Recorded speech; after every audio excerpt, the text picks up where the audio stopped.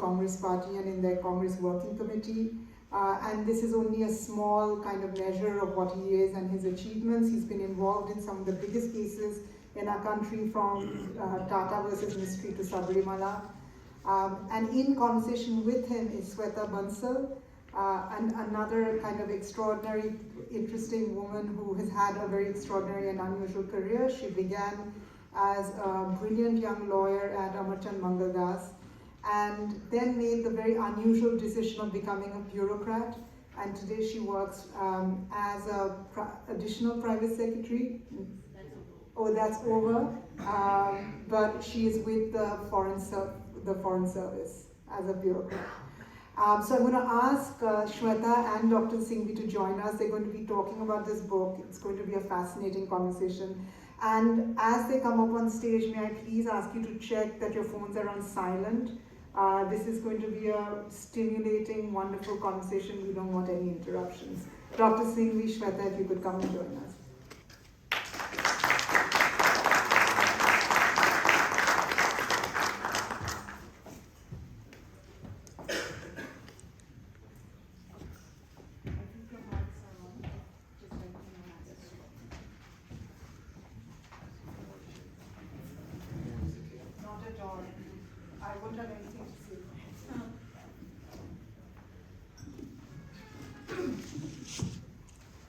Good evening, everyone. When Chiki called me to say that I have to interview Dr. Singhvi from the trenches, I literally found myself in the trench because his intellectual heft surpasses the mass weight of this room. So you can understand how daunting a task it is to sit across and ask him questions. 5 years back, we were on the dais for my book launch, and we were in the similar position, so I'm glad that we can do this again. So, this book is about 8 of his seminal cases, and it's interesting how he has contributed to the evolution and development of law in this country, and they vary in nature, but they affect, like Chiki said, rights of millions in this country, and he has been careful not to select too many commercial law cases because he feels they're dry, but he has been careful to choose the very important case of Cyrus Mistry versus Tata, and it has significance and relevance in today's day and age. But we'll start chronologically so that it's easier for those of you who have just glance through the book to go through the cases. So we'll start with Tata Press and MTNL, which is a case which revisits the freedom of speech in the ambit of commercial speech, and basically says that self-expression can have a commercial motive. Now, it was a difficult case. There was already a precedence in place in Hamdard Dawakhana, which was a zero-sum concept, negating the possibility of any gradation. And what Hamdard did was, it envisaged a hierarchy of speech with different values attached to it. And it completely negated the possibility of commercial speech as a part of freedom of speech guaranteed under the Constitution.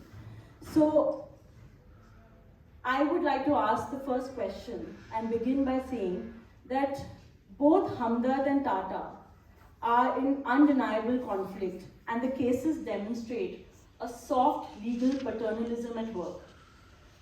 Do you agree? And do you also agree that it's a classic case of hard cases make good law, but has it sustained these decades? It's obvious, Shweta, you read the book far too carefully. But before I answer your question, I just wanted to say, it's interesting how this idea was really entirely Chiki's. And the idea being that it should be possible to write a book which non-lawyers enjoy about technical legal concepts. And yet it is of some worth to lawyers. I'm gratified to see that the majority in this hall appear to be lawyers. But this, I can tell you, is really written equally for the non-lawyer. That's one. Two, the person who helped me do it, when we sat on several Saturdays, and I gave him my written submission and I had long talks with him, carried out that mandate, Satyajit Sarna, to make it as simple as possible. And I think that is the great advantage of this book. It's come out very simply. And thirdly, the attempt is to tell the story behind the story, to tell the real story or the factual context behind the legal context arising. And that also makes it interesting when it's converted into the simple language and the simple explanation. Having said that about the first case, it's interesting how trajectories of cases are decided by small things. The Tata Yellow Press case, as we call that case, MTNL, as she said it, arose out of a conversation I had in the Supreme Court corridor with a good friend and an excellent lawyer in Bombay called S.P. Chinoy. Unfortunately, his love for yachting sometimes exceeds his love for the law. Otherwise, he would be even a more busy lawyer than he is. So S.P. said that he had just lost a case in Bombay where a particular rule of the MTNL rules prohibited publishing what they said was a directory which had commercial information. They said this monopoly for publishing commercial information lies with MTNL or with our permission. So he lost that and he was thinking of appealing. And the people who used to publish it were, in those days, called Tata Press or Tata Yellow Pages. In the middle of a conversation, it struck us and I said, why don't you also challenge the validity of those rules? To which we both agreed, and I said, I'll appear in the writ challenging the rules and you appear in the SLP, which will be against the thing which you have lost in the High Court. And we challenged the constitutional validity of those rules themselves, which allowed MTNL to claim a monopoly. The matter came before a bench, a very feisty bench, which many of you know, Justice Kuldeep Singh presiding, known as the Green Bench. He really epitomized the Green Bench concept. And immediately early on we realized that Arun Jaitley and K.K. Venugopal were opposing us. And we realized early on that there was a direct judgment, seemingly against us, called Hamdard, which you mentioned. And that was by a larger bench than the bench Justice Kuldeep Singh was heading. And Hamdard had followed an American judgment of old vintage called Christiansen, which appeared to say that despite the amendments, the various valuable amendments of the First Amendment, etc., commercial free speech is not protected, is what the US law said. So they said commercial free speech is outside 19(1)(a). You can have free speech and expression, doesn't mean it's intended to protect your commerce, your trade, your business, your earnings. It is interesting that we then found that Christiansen had been overruled and not followed in the country of its origin, USA, by a subsequent US Supreme Court judgment. And then comes, as you said, hard cases can make bad law, but hard cases can make good law also. You had this feisty judge who wanted to always develop the law. So when I cited the fact that Christiansen, which had been followed in India by Hamdard, itself had been overruled in the country of its origin, Justice Kuldeep Singh straightaway suddenly sat up. And he said, but how can we follow a precedent which has been overruled in the country of its origin? Let us look into it. And ultimately that led to a, see, it is, if you are right, to the in the technical sense, it may not be even correct law, because Justice Kuldeep Singh bench was a smaller bench.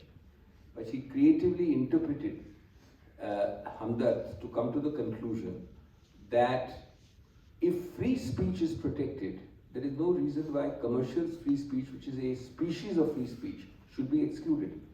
And he said we should have no slavish honor to the US law, and we should lay down our own law. And once that bee got into his bonnet, he went ahead and distinguished completely Hamdard. And for the first time in Indian law, 19(1)(a), which till then was protecting ordinary, non-commercial, non-trade related free speech, was held to protect commercial free speech. And that has had tremendous impact across, because it has meant that free speech in a general sense is protected. But these are the things on which they arise, the story behind the story, with the conversation that's been in the corridor and the approach of Kuldeep Singh. So it was, yes, it was possibly a hard case, possibly technically bad law, but made good law. Dr. Singhvi, do you think that the temperament of judges and their personalities affect the fate of a judgment? Because in this case, Justice Kuldeep Singh could have safely taken refuge in the established precedent, but he liked to be challenged. Also, do you feel that the trend has changed now when they are more akin to following a more sterile and pedantic approach? Well, the answer to your first question is yes, the answer to your second question is no.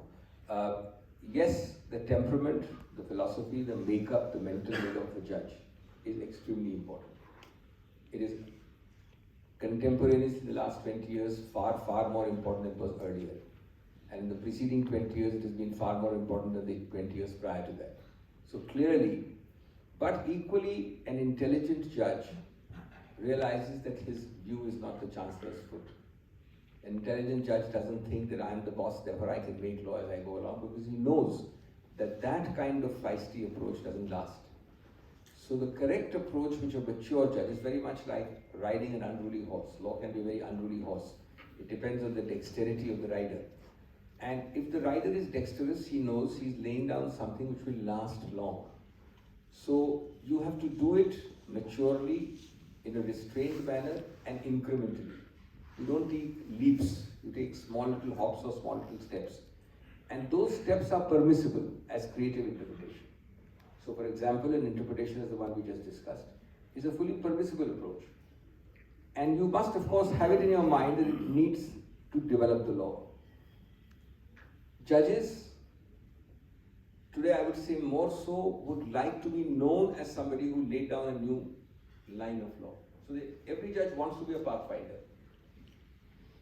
Ultimately, at the end of all the politics, all the hullabaloo, what your name goes down is only in the law books. So you should be a pathfinder is what they think, but then it comes the question, how dexterous you are, that the path you have found is not a jerky, kind of a disharmonious rattling off of what you like.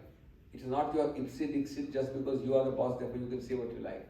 But how creatively, how incrementally, how maturely you develop the law.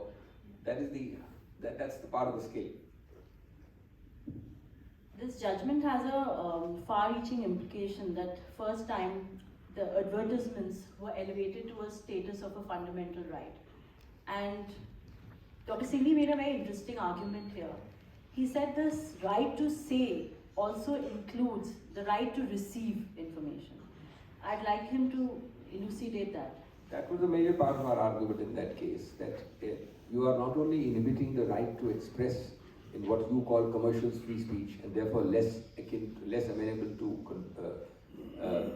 protection, but you are also affecting the right to receive this information by the public at large. And that facet was very much there, and it's there in the judgment, it's uppermost in the minds of the judges. And I think it's today a composite right. The right is the right to think, the right to express, the right for you as the giver, and for the other person in front of me as the receiver, the right to absorb, and the right to see it in all its various manifestations. It's a composite, holistic, comprehensive concept. It's not merely my right to advertise, as they put it in the earlier cases. I must add one more thing. The other thing I forgot to mention is that along with this great idea, Chiki made an impossible demand in the beginning of this book. She said, you must choose 10 of your favorite cases. I straight away told her it's like asking me to choose between my children. It's a very difficult choice. But then we sat and sat because the book length requires. And we sat and sat and sat, and we surprised more than 1/5 of the time initially was spent only in selecting. And with great difficulty we found that we could fit in these 10. It's only 8 chapters, but there are about 10 cases. So in the current scenario, do you think freedom of speech should include commercial speech, considering media houses now are owned by corporates? Is there an inherent danger? No, I think there should be no dilution of this. That ship has sailed. The law is now very much a part of our system. Actually, quite frankly, somebody would and could argue that the judgment which I succeeded in is wrongly decided because it is contrary to hunger. But strangely and interestingly and mercifully, nobody has challenged that for all these decades. I don't know how many years old that is, quite old now. So, but I believe otherwise also, apart from the fact that we succeeded in a creative interpretation, Kuldeep Singh was right. You need to protect it. The issue you are raising is a far larger issue which is not to be dealt with on the angle of commercial free speech. The issue you are raising, and Derek would be interested in knowing this, is pending, possibly the second longest bill pending in Indian Parliament, the broadcasting bill, which was intended to address conflict of interest in media. And I've spoken about it in many fora. I believe that that should have been born 20, 30 years ago. It just doesn't suit anybody, least of all the media, to let that bill pass. That bill is the first attempt. It's not a perfect bill, but it's the first attempt to build Chinese walls within conflicts of interest in the media. Today, conflict of interest in the media is a far bigger problem than you and I imagine or think. It is possibly the root of many things. That can only be solved by legislation, not by denying the right to commercial free speech under 19(1). And that can only be solved by laying down rules, as that draft of the bill does. That you cannot have cross holdings, you cannot have cross interests, you cannot have latent, of course obviously not patent interests, directly or indirectly above certain percentages. But ask yourself the question, why has that bill not seen the light of the day for 20 years? Because the media is all powerful. So it gives you the answer. The second case in the book is one of the most landmark cases when it comes to human rights and rights of so-called accused. It's D.K. Basu versus State of West Bengal. And but I'd like to look at it a little differently and ask you that, like Cicero once said, too much law, less justice. I want to ask whether it's the starting point of a conversation. Can we call it the Holy Grail, or do we call it the key into the future? Is it an incomplete discourse on torture? I think all the phrases you used are right, and possibly incomplete discourse is the most accurate. But let me again start, and you asked an important question, I'll come to that. Let me again start with the story behind the story. And that's one of the reasons we chose each of these cases. The first one was free speech, this is human rights. Many of them, and this one in particular, has a personal touch. I was a very young lawyer, literally a few years in the profession. I appeared for a guy who came from Chandigarh, Teja Singh, who was tattered, who had no money, and he had lost all the cases, his service was gone, and therefore consequently he had to be evicted from his house in the Union Territory of Chandigarh. He found an equally briefless lawyer like me, who would not charge him much, and hardly anything in fact. And I appeared for him. The matter came before a bench, very few people know, of a card-holding communist judge. Of course, he had given up the card when he became a judge, but he openly, everybody knew, Justice Chinnappa Reddy. And he ultimately found and ruled that he could not give relief to Teja Singh because Teja Singh had no rights to stay on the house. He gave him some time to evict. But he was very impressed with this young man who was standing up for Teja Singh, who had nothing in life. About a year and a half later, a recently retired judge of the Calcutta High Court called Dilip Basu wrote a letter saying custodial death and torture is rampant. And that letter landed on the desk of, was marked by the Chief Justice to the desk of Chief Chinnappa Reddy. And he found me in court one day and said, "You be the amicus for this custodial torture and death." This is in 1986 or 87. That case I lived with for about 20 years. There are 4 D.K. Basus. Actually 6, 7, but 4 major ones. And it started with Chinnappa Reddy, who debuted office sometime after that. It went through 3 detailed judgments of A.S. Anand, who really fructified the whole rights, and then ended with a judgment by Justice Thakur. So, why is D.K. Basu important? A, you're right, it's incomplete. B, people don't realize that there are a lot of improvements in this process. But there is never an end. The journey has begun, it's not an end. It is not that we don't have custodial torture and death, but you'll be surprised how much it has diminished from what it could have been but for D.K. Basu. The 10 commandments of D.K. Basu, which come out of my original written submission of 1986-87, have put the maximum safeguards possible, which can be put. Identification tag, informing your next of kin, showing the time of arrest, displaying them on the police station. D.K. Basu 4, by the time I did it before Justice Thakur, has CCTV cameras, new technology and all. But the interesting answer why it's an incomplete journey, Shweta, is because when I opened the case, I posed the question to the learned judges. I said, I have no answer to this. And they said, nobody has an answer to this. Until the end today, we have no answer to that. That is that all the safeguards of arrest which D.K. Basu has given, which are very valuable and have improved the situation, depend on when you show arrest. Now we've not been able to find an answer to that. So I catch you, I beat you black and blue, and then I show you arrest 2-3 days later. Then all the D.K. Basu safeguards spring into action. Now, we've grappled with that in D.K. Basu. But at the end of the day, everybody confessed, including Justice A.S. Anand, that what can we do, how do we solve this problem? So we have now subsidiary supporting safeguards, CCTV, displaying the rights, periodic surprise checks. A lot of improvement is there, but it's obviously an incomplete journey. But let me tell you, D.K. Basu has had a lot of good impact. In fact, D.K. Basu is responsible for filling up state human rights commissions. Because after 3 or 4 judgments, the Supreme Court could not go on handling it endlessly. The last was in mid-2000, so I've lived with this case for about what? And I'm still the amicus, so I can file an application even today, take up a custodial death matter. But for 30 years, they then found that state human rights commissions ought to take it up. Now, they are very imperfect also, they're not perfect, but at least a lot of states didn't have state human rights commissions. They were also set up under D.K. Basu mandates. So it had a lot of improvement, but as they say, many miles to go. Dr. Singhvi, do you feel that D.K. Basu exposes a certain weakness in the institutions, that they are genuinely not interested in safeguards and there is a silent acceptance of torture in our country? I think you are right to some extent, to a large extent possibly. See, for every reform, there is the real solid reform, but that is a non-romanticized, slow reform. But it's always a real reform. In this case, the real reform is education of the police force and sensitization of the police force. The English Bobby can be as bad, let me tell you. I've spent 7 years in England as a student in different capacities. But in degree, the English police force is much better than India because of greater sensitization. Of course, when you take out the nasty, brutal and short temper of the English Bobby, or for that matter, any policeman anywhere, that will always come out. But sensitization is greater. So that's the slow process.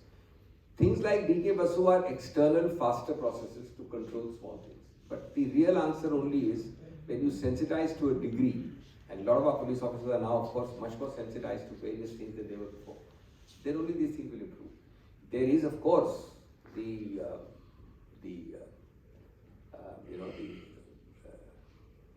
Rambo justice culture in every country. When you have very bad tragedies, you have the Rambo justice culture coming out. You have the Charles Bronson Death Wish series coming out. Everybody feels very positive about it. That is when you have to control your basest instincts. Now that's easy to say. It's not easy to operate in a collective consciousness of society when bad things happen. But that again comes out of sensitivity and sensitization over time.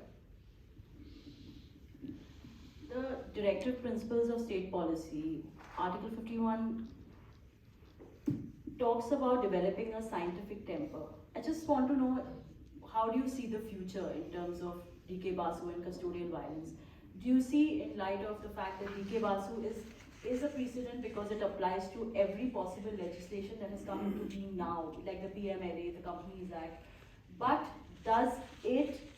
do you ever conceive a time when investigation also can have a scientific temper? They can be scientific?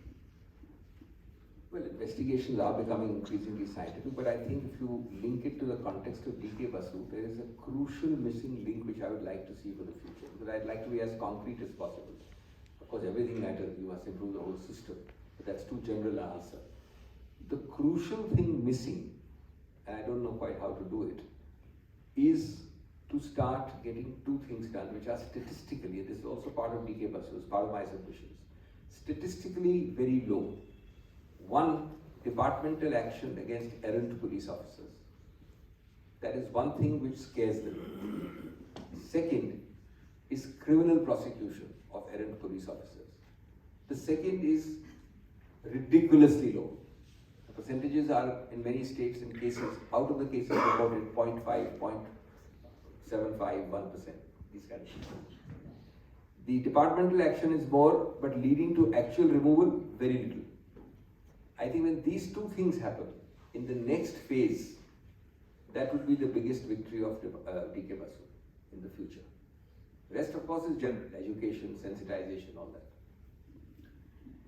Next, we'll come to one of the most controversial cases in the book, the Sabarimala judgment, which on a rare occasion you lost. And I think our views also probably differ in this, how we perceive the case. For me, a selective ban is a form of hegemonic patriarchy, but ultimately the question is state interference in matters of religion and individual right of women aged 10 to 50 versus a right of a community which has been propagating a certain belief in that community. Now, if you remember, this similar case was raised in Haji Ali, where the women were not allowed to enter the sanctum. So for me, both judgments actually sign off the same hymn sheet when it comes to dealing with rights of women entering places of worship. But in the Sabarimala case, also we see a selective implementation because it's the land of Kerala and Periyar is dominant in the thought process of most Keralites. I thought there was a very selective implementation of his ideology. But coming to Sabarimala, I want to ask you a very important question. That every time the Supreme Court deals with an antiquated practice, does it risk opening a Pandora's box? For there are numerous religious practices and customs and faith which may not pass the constitutional morality test. The great thing about Sabarimala is it evokes the strongest reactions every time, anywhere, any place. You'll have to give a little bit of time on this one. You know, the first thing which, and mind you, I did at the same time, two very controversial cases. By the way, I haven't lost Sabarimala yet. You'll be surprised. Having lost Sabarimala 3-2, as lawyers know here, the review petition has been allowed. So Sabarimala has been reopened for a future decision. We haven't won it, but we haven't lost it yet. But Sabarimala taught me what I always knew and I always repeated. Lawyers frequently cannot choose their clients, nor should they judge their clients.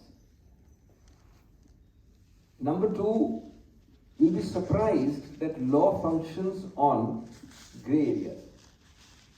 We in society and life tend to think of everything as black and white. It will be an astonishing amount of grey. And were it not for grey, judges would be partially superfluous and lawyers would be completely superfluous.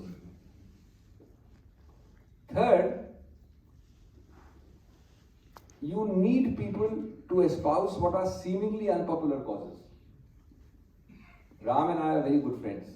We were 40 years, 30 years apart. And we didn't agree on 90% things, but Ram Jethmalani and I were very good friends. I told him to his face that I admired him for the fact. People don't remember that in 31st October 84, when Indira Gandhi was assassinated, there was not a single human being on planet Earth who did not think that all those 3 Sikhs were guilty and should hang. I don't think a single person thought. All 3 got death sentence in the trial court. The High Court made 1 life and confirmed 2 deaths. The Supreme Court acquitted 1 Sikh gentleman. Nobody would have imagined the Supreme Court would acquit right in the near neighborhood in open daylight. She was shot. Ram Jethmalani fought that case and was expelled from the National Committee of the BJP for fighting that case. Now, Sabarimala at one level seems to be odious discrimination, and I did at the very same time 2 cases came. The other one was put on the back burner because Sabarimala was on. Even more unpopular, the khatna practice amongst Bohris. What was, I said, misdescribed as female genital mutilation. That also I was the lead counsel. But let me come back to Sabarimala. You don't judge your clients, you don't choose your clients. And sometimes it makes for intellectually a great experience. Now I'm sorry this is taking time, but 2 minutes is required for this because it's a little complicated. How would you defend what is seemingly indefensible, the exclusion of women from the Sabarimala temple in Kerala? At first blush, we have so many rights, 14, 15, 16, gender discrimination, etc. So therefore, this is part of an intellectual challenge which lawyers should enjoy and not be deterred by the fact that you will have people who will not like your stand. I also get letters saying what kind of cause you are taking up, what kind of thing you are. And I don't as a lawyer have to accept or believe in every person who I'm representing. But you have to see what best you can do about a case like this. You'll be surprised when I finish in 2 minutes about the 5 propositions we raised. First, we said that it appears to be discrimination, but don't forget that there is only one representation of Kartikeya, the son of Lord Shiva, only one out of 1500 temples in India, which portrays him as a Naishtik Brahmacharya. A Naishtik Brahmacharya is an eternal celibate. All other 1499 temples in India, there are 1499 others, do not depict that form. Number 2, the crux of the portrayal of the deity is his status as an eternal celibate. And therefore, anything which can be said to directly conflict with that basic faith can be modulated or regulated. Number 3, we said that we are not saying women versus men. That is, men can go, women can't go. We are only saying 2 different classes, not women and men. Class 1 which can go is men and all women below 10 and above 50. So women are not excluded. The class which cannot go is women between 10 and 50. Point number 4, that is also invidious if I exclude women between 10 and 50. Unless I can show a reasonable nexus with the object sought to be achieved and a reasonableness about it. Fertility is antithetical to that temple, to the very concept we produced all the books and all the literature. The concept of fertility, female fertility, is antithetical to that form of representation of Naishtik Brahmacharya by Kartikeya. And therefore it is necessary not to conflict with the very existence, the identity, the concept of that temple. And therefore it is a valid classification under Article 14. Now, this is something which does give a different light. And of course, we got the only woman on the bench to dissent in our favor. There were 5 judges, 1 woman in those 5 judges. The 4-1, the original one which we lost. Subsequently, another 5-judge bench has reopened the review. There were other subsidiary arguments of interest. For example, one of the judges took the argument that under Article 17 you can't exclude people. But we quickly pointed out that 17, although it doesn't say so in the text, the debates show that it was only meant for Dalit exclusion or tribal exclusion, not generally. So, the point I'm making is different. What seemingly seems an open and shut case, if you hear the other side of it, there is some method in the madness. Now the interesting footnote.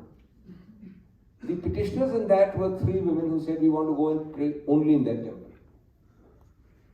The respondents were association of women numbering lakhs who filed interventions. They are saying we don't want women to go there. We want to respect the concept of the deity in this eternal brahmacharya form. Now, I argued many other things. I said that in normal Hindu temples also. This is not relevant for this case, but it's not, you can't, unless you give religious faith and belief, provided it's religion. Article 25 and 26 will have no meaning unless you give religious faith and belief very high. It is true today that our mothers, sisters, wives frequently decide not to go to temples if they are menstruating. Now that is of course voluntary, it is not a compulsion. But you'll be surprised how many refuse to go anywhere near a temple. Now that is not because there is any imposition. But here is a temple with an eternal brahmacharya concept, which is linked to that. So this was the kind of development. In any case, the point I'm saying is that this shows that lawyering can be very exciting and intellectually satisfying. Even though the causes which seem lost causes can have a lot of intellectual kick to it. And you don't know how it will go, it's under pending consideration now. You don't know how it will be decided. So you said that in the book you say that there was a lot of media pressure and that could have led to the judgment being the way it was. I wanted to ask you that where do you see the role of courts in social reform? it's a very important point you're making. Before I answer the real part of your question, I must say that today, for some time, and I've said it openly many times, according to me, the biggest threat to free speech is the compulsion to conform. The biggest threat to free speech is not my censorship of you, not even state power, not even external threat. Possibly the biggest threat to free speech is your tendency to compel yourself to conform to what you think the media wants you to say and do. Not to do the right thing, or not to say the right thing, but to say that which you think the media would like to hear you say, or what society through the media would like to hear you say. That is the most important. Compulsion to conform ethic is the most important in cases like Sabarimala. I had a lot of misgivings before I took up the brief. For that matter, the so-called female genital mutilation brief. Because the compulsion to conform tells you that you shouldn't be doing such cases. These are retrograde, non-progressive, anti-women. But, I mean, I don't necessarily agree with everything which I'm arguing, but I think it's a point to be put across as a lawyer. And therefore, I think you are right. Television channels, their screaming headlines, the compulsion to conform ethic, the pressure of that is something which is not easy for lawyers and even more difficult for judges to carry out. Judges also decide according to the compulsion to conform. The question is how far they can resist it and how correct the judgment they can come to. And these two things on both sides of the bar create distortions. You don't decide as per the law, you don't decide as to what is right, but you decide as to what should look right or how you should look right in the eyes of the media. Sir, it's often said that court intervention consolidates reactionaries. The Sabarimala judgment had a massive backlash when 12 women tried to enter the temple and only one partially succeeded. I wanted to ask you if you agree that any grammar of anarchy is legitimized when it wears the garb of religion. No, I think the answer has to be no to your question, because your question is framed only and the answer can be only no. Why? There cannot be possible. But it was true in the Sabarimala case. No, I would see. That's why I say. I mean, if you see the actual facts of that case, the 12 women had the right to make the point. They were creating a cause of action, and they had to come to the court. So they made that cause of action. They said, "I will travel up there." And by the way, the Sabarimala thing has to be preceded by a vow of celibacy for the 40 days preceding, and you must take that trek through that. So they did that, and then they landed up there, and they had to move the court. So that is their right, and I don't grudge them that right. But I don't think they even call it a grammar of anarchy in the garb of religion, for the simple reason that you cannot doubt the essentiality test of religion as far as the Sabarimala temple is concerned. It's not like that Anand Margi case, one of our famous cases of Anand Marg case, that is the garb of religion. The Anand Margis in Calcutta some 20 years ago said that we are Hindu, B, we are a religion, C, therefore, because we are a religion, we have an essential practice in our religion that we must do the Tandam Nritya. And D, when we do the Tandam Nritya on the streets of Calcutta, we have to carry a Trishul. So the police commissioner said, "Shut up, get out, you can't carry a Trishul on my roads." So they went to court saying my fundamental right to religion is affected. Now the court said, A, Anand Marg is not a religion. B, even if it is a religion, dancing on the streets is not an essential part of the religion. C, even if it was, carrying a Trishul is not an essential part. Therefore you have no right. Now that is misusing the garb of religion. I don't think you can say it about Sabarimala. Sabarimala is now a 500-year-old held belief. And all Article 25 and 26 cases must fall down on the basis of belief, because there is no ultimate proof of belief. The very definition of belief is because there is no ultimate valid proof, but there is it must be a well-founded, bona fide, old, ancient, continuous, unvarying belief. Once it is that, then I don't think you can either say that there was a grammar of anarchy by the guys who gently, I'm told, stopped those women. It was hardly gentle. But very well. I mean, if there was violence, that's not permitted. That's not permitted. And B, there was no garb of religion there, because this is a well-known practice in Sabarimala. Fair enough. So, by your own admission in the book, you say faith is irrational. Now, judges who are trained in common law principles how easy or difficult it is for them to determine essential religious practice? This is of course a very large issue. This has been the subject of one whole semester which I have taught at this gentleman's school, Jindal Law School, by itself. Mr. Rajkumar, Vice Chancellor. This is not the subject we can discuss now. But it's a very, very important heart of the question on Article 25 of the Constitution. Just very quick answers. Our courts have now held, so we don't have to revisit it. For last 60 years, starting with the Belur Math case and those cases, now it's 70 years, 60 years. That before you can invoke a right to religion, it must be religious practice of a religion or a denomination of a religion. So the condition precedent is exactly the Anand Mark case is the best contrast. It must be actual religion or a religious denomination. Two, this is the debate now. People say that every religious practice, that is the gloss given by the cases over the years, will also not qualify even though it is a religion. It must be shown to be an essential religious practice. Now there's a huge debate out there on that. The law today as it stands is you have to additionally show it is essential. The contrary view is that once you find that it is a practice of a religion, who the hell are you to ask whether it is essential or not? The religion, faith, treats it as a practice and you can't ask that question. Therefore, all those judgments which require essential religious practice are wrong. That's the contrary view. But all the judgments till now and the cases you have to argue as the law today stands, you have to show that there is religion and that even if it's a religion, every practice therein is not protected. It must be an essential religious practice. And therefore, that's the test we apply. I think at some point of time it may be revisited, but my personal view is that it's a good test. Because if you remove the essentiality test, then you will actually start having greater abuses, what you call in the garb of religion. You then say that my right to sneeze in a particular place is part of our religious practice. And then you keep on.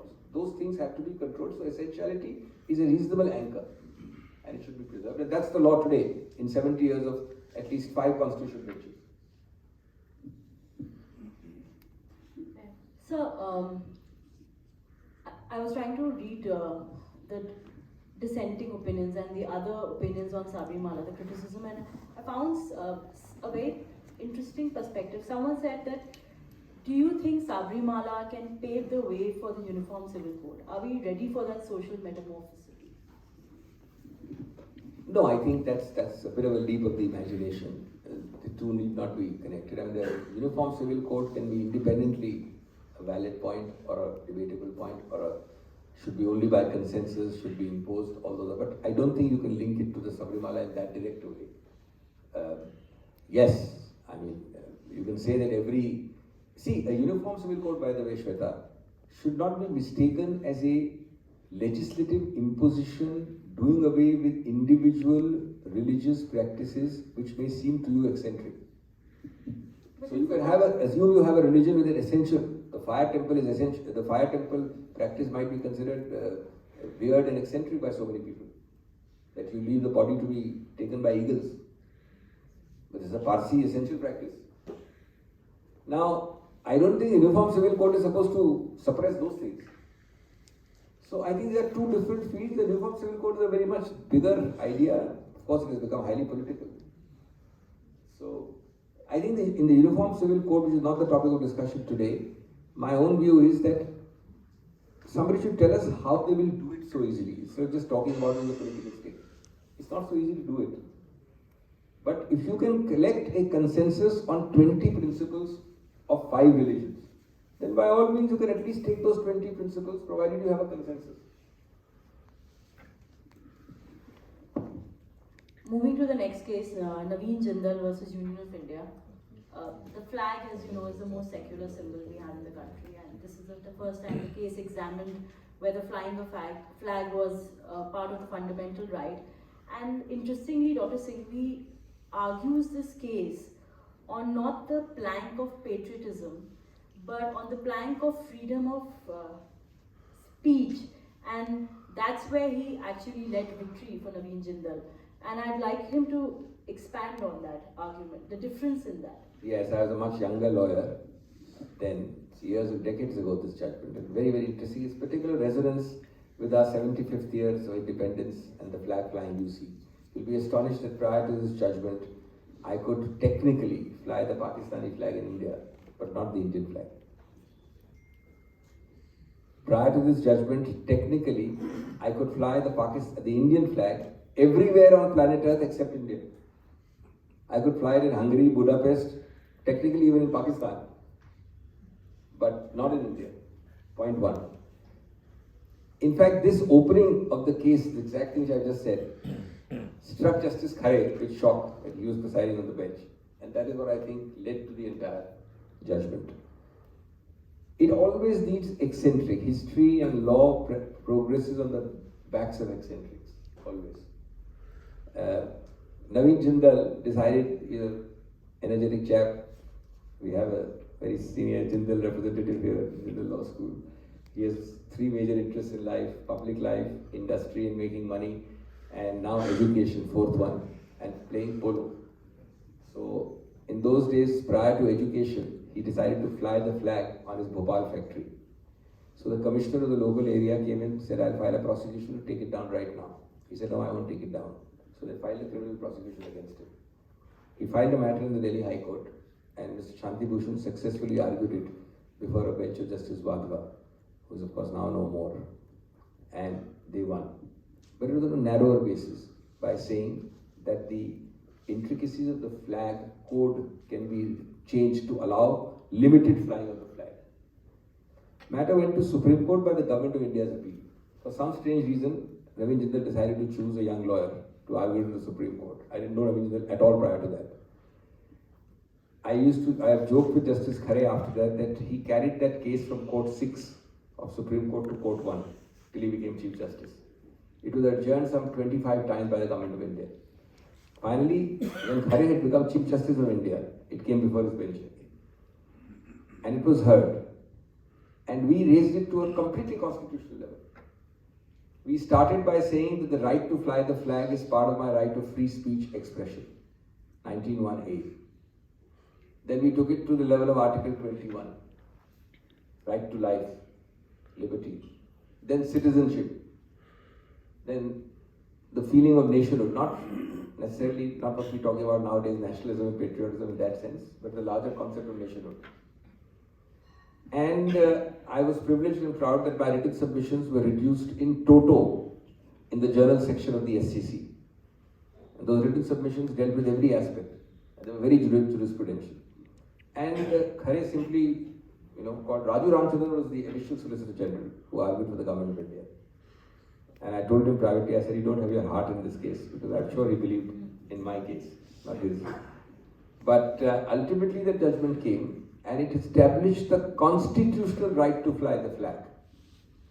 With exceptions which we tend to forget. When we say the right to fly the flag, it means the right to respectfully fly the flag. When we say the right to fly the flag, it means the right to respectfully fly the flag in terms of Indian ethos. For example, flag burning is the most important part of the First Amendment of the US Constitution. It is the most important part of freedom of speech and expression of USA to burn your flag. It's constitutionally valid, encouraged. This shows you cultural differences. You start burning your flag here, you'll be prosecuted and sent to jail. Wearing the flag on your bikini is part of the US culture. That would be disrespectful in the Indian context. So the arguments were much more nuanced than we might think. Having established the constitutional right to fly the flag, we said ourselves that we are here interested in respectfully flying the flag. And that is what the flag code does today. It puts certain restrictions. You can't fly it upside down, you can't fly it wrong colors, you can't fly it in a dirty manner, blah, blah, etc. But it's a great advance in the law, and personally it was a very great satisfaction to me in terms of a constitutional underpinning of that case, which was not in the High Court judgment. Right. So, sir, is it safe to say that what is culturally acceptable becomes law? That will be too general, Shweta. I mean, culturally acceptable may not become law, but I think law somewhere is the other way around. Law must reflect, and not must, it always does reflect the contextual ethos in which it operates. Now, contextual ethos of operation of law include culture. A lot of them operate in a vacuum. The best example is what I gave you. Free speech and expression are the two most valued rights in the First Amendment of the US and the 19th Amendment of India. But they mean very different things. Because contextually, that culture is different, our culture is different. Coming to the next case, Nikhil Soni versus Union of India. It's about the practice of Santhara, and when I was reading this case, I realized that this was one of the judgments and the cases you've written very emotionally. There's a huge personal defense of Jainism and explanation, very nuanced explanation of Jainism, you being a Jain yourself, and which is educative, and it, for a lay person, it explains why the case was more complex than it seems to be, and why the Rajasthan High Court was completely wrong in reading a harmonious construction between two seminal cases which were discussed, Gyan Kaur and Aruna Shankar. I want to ask you a very important question here, is that does law have a right to interfere with a matter of deep faith and personal choice? No, that's precisely what Article 25 does. It says no. Article 25 says, profess, propagate, practice and preach your religion. 4 words. Is protected subject to, of course, public order, public health. You create some disorder situation, etc. So the answer is no, it doesn't.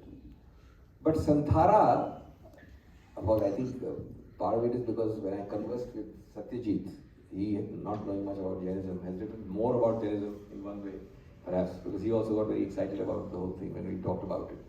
I'm a Jain, of course, but I'm actually a very non-ritualistic Jain. Jains can be very ritualistic. I am a Jain who's basically interested in Jain philosophy and Jain historicity, because it's actually a remarkable concept. It's the only concept of that time which doesn't have a creationist Big Bang origin. All religions, at least of a certain era, had a Big Bang moment. It doesn't. It's the one religion which Gandhiji fashioned and self-professedly based his entire ahimsa on. He expressly, overtly expressed gratitude to Acharya Rajabhadra about it. He said, I've taken ahimsa from Jainism. It's the religion which was the first to say that the smallest form of nature and smallest form of life, not what you can see but what you can't see, has life, like plants. It's the first to have a remarkable conception of what we today call ecology and sustainability in terms of plant life. Then various other things, etc. Now, that's not the point. I think I got the case only because I was a Jain, possibly. They came to me only because I was a Jain. But Santhara, the reason why one got agitated about it was because the High Court, and this is another technical point which lawyers will understand but just needs to be stated. A lot of these matters, Sabarimala, Santhara, even the female genital mutilation, many of these cases, the whole thing is upturned and made inverted. The PIL petitioner files a petition saying, stop Santhara. Normally the construct is that you pass a law or an executive order which interferes with this man's religious practice, and he goes as a petitioner.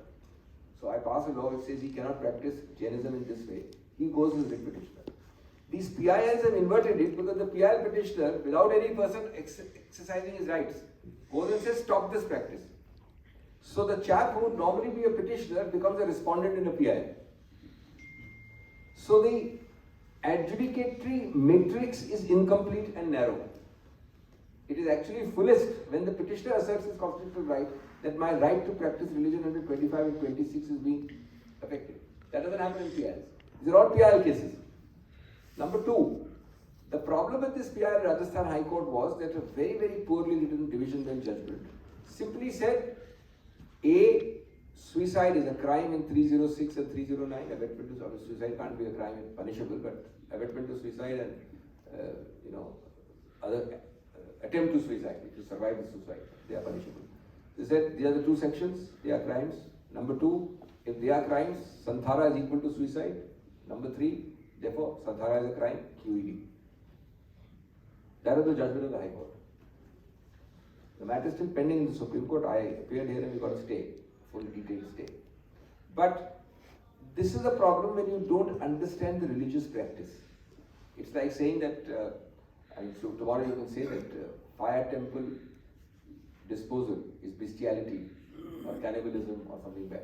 You don't understand the concept and you give a general thing.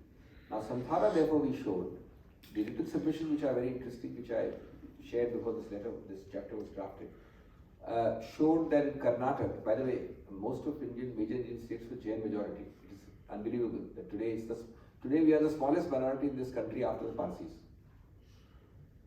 But Karnataka was Jain majority, Gujarat was Jain majority, Rajasthan was Jain majority, Bihar was Jain majority, large chunks of India were Jain majority. So we produced material giving rock edicts and historical account, which are even today standing in Karnataka, showing Santhara, which was really an evolutionary thing where in either old age or extreme distress or natural calamity, the person would kind of try and take sannyas, go into a trance and start voluntarily. It was an act of courage and acceptance. Fortitude. Now that being just called a suicide, attempted suicide, doesn't seem to be, in sync with all the literature which is on the subject. That is why that judgment, that is yet to come. It's a weight judgment. The other comparison made was with Sati. If Sati is bad, how is Santhara good? Well, Sati, people tend to forget, was not stopped by a PIL. A law was passed saying that these practices, there is a statute which is published which says we ban it as a social evil. There is no banning of Santhara.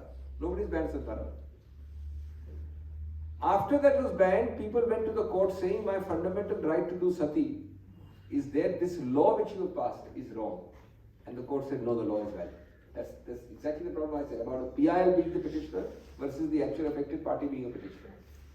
So these are all, nuances of the law which are interesting, but the bottom line is that Santhara, or as it is called with the Digambars, Salekhna, are embedded concepts in Jainism, and they have to be decided definitively whether A, Jainism is a religion, it clearly is.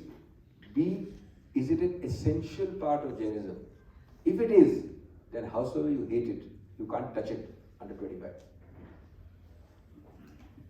In fact, to just add to Sir's, Santhara is about 1500 years old, and even Chandragupta Maurya practiced Santhara, and to compare it to suicide seems a rather easy interpretation, because from Vinoba Bhave to Mahatma Gandhi all fasted for days. And now I wanted to ask you in terms of the essential practice test again. You just express your view, so I just want to ask, in some way there is a danger because of the Rajasthan High Court judgment also, that it can be a vague doctrine, and the essential religious practice test is a piece of contorted chicanery in that sense, because it, in Jallikattu, I'll come to that later, exactly the case, the judges decided against the community because there was no essential religious practice found. So I wanted to ask you whether this vague doctrine, does it weaken religious freedom in India in any way? See, I am myself arguing that once it is a part of a religious practice, you don't have to have a second test of essentiality. That is the argument which is being raised in court. But I've already said that the law as it stands today, after 70 years and at least 7-8 major constitution bench judgments, is that essentiality is as important as merely religion. That's one. Two, is it so bad and contorted? No, I believe it is necessary. Because otherwise, in a diverse country like India, there are so many practices which may be completely peripheral. But an essentiality test is not a subjective, view. A lot of material has to be produced to show. Now, the argument contrary is that, look, who are judges to go into a religion and find out essentiality? I think there's a weight in that argument. It's only my personal view that you need some anchor. But it is possible that a future bench of 7 or 9 judges, it will require at least 7 or 9 judges, will overrule what is now established in 5 or 7 constitution bench judgments. Independently, I incline in favor of essentiality, but there is a strong view which I respect, that essentiality allows judges to interfere with concepts of religion. And I respect that view also. I don't think it's a frivolous view or a vexatious view.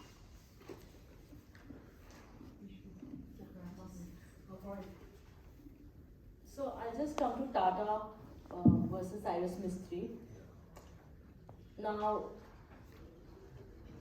one of the most important things I felt was this conflict was a depressing moment in Indian capitalism's struggle for social legitimacy.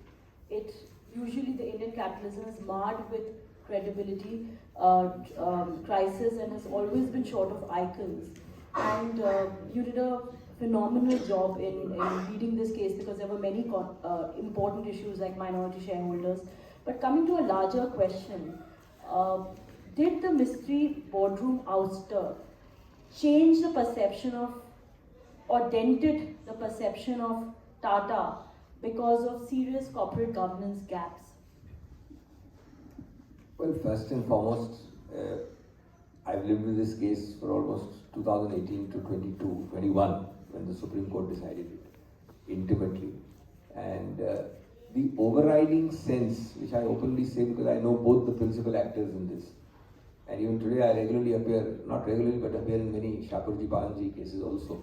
So I appeared against Cyrus Mistry in this case. The overriding feeling is one of sadness. Because here was clearly a relationship, a bonding, and an intimacy, which was destroyed in a very short while. So there was clearly sadness. Secondly, I think the judgment in our favor of the bottom line layer, NCLT, was totally in our favor, but unfortunately not well written. You know, a judgment in your favor not well written is your bigger enemy than a judgment against you. Number three, because the judgment in our favor is not well written, the appellate court reversed it. But the appellate court was completely wrong in law.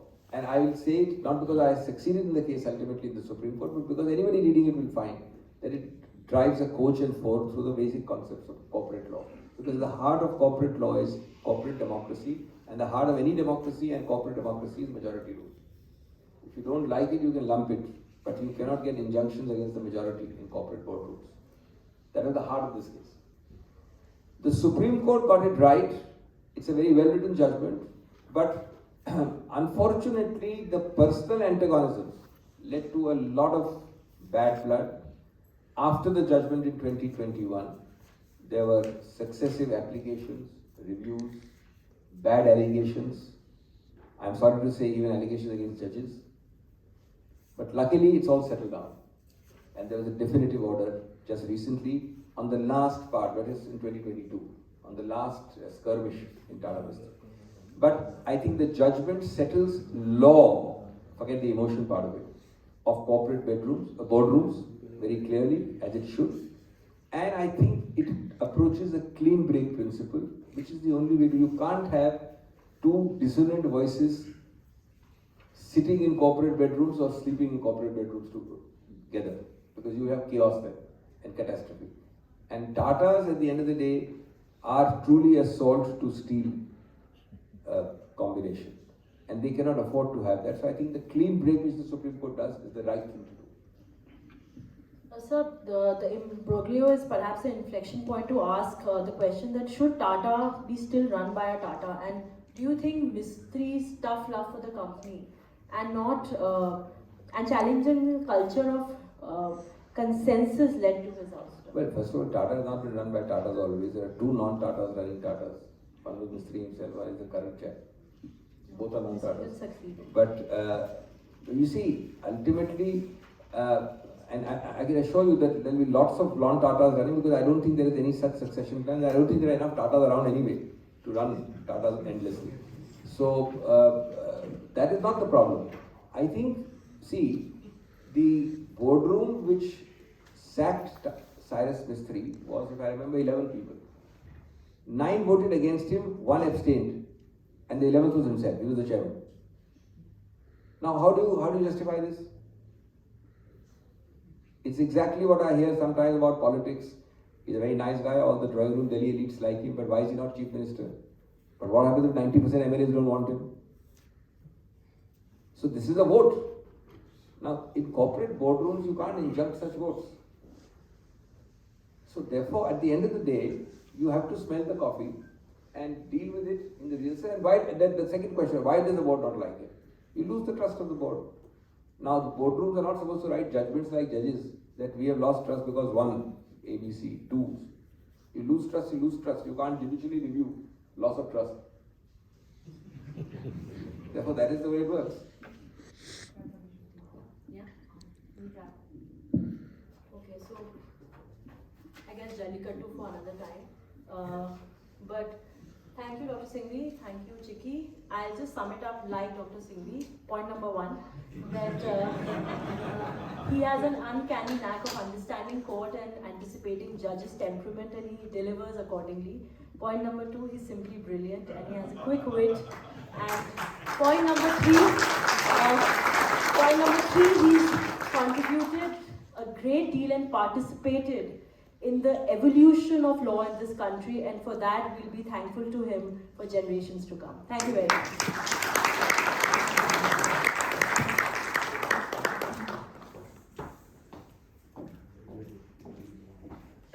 Thank you so much, ladies and gentlemen. I think Dr. Singhvi even might have a TV interview in about 5 minutes, which is why I've hurried Shweta along. It was a fascinating conversation, and I know Shweta would have gone through this whole book exhaustively if I hadn't been impatient and cut her short. But thank you, Shweta. It was just outstanding. One of the best book event conversations I've had the privilege to hear.